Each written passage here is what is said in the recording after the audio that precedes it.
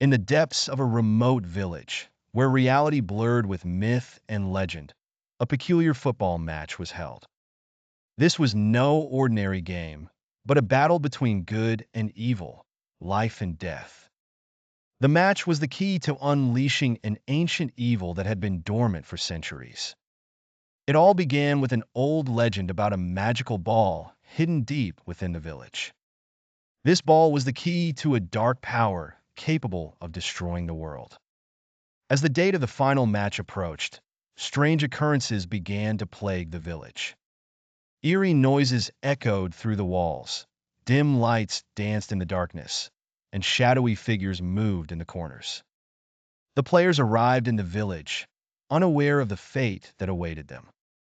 Lionel Messi, the skilled captain, sought fame and fortune, while Mohamed Salah, the noble player, sought justice and peace.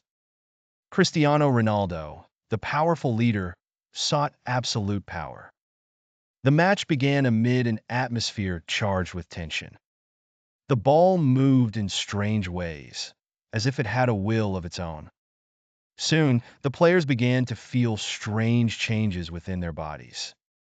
Their eyes turned red, and their nails grew long and sharp.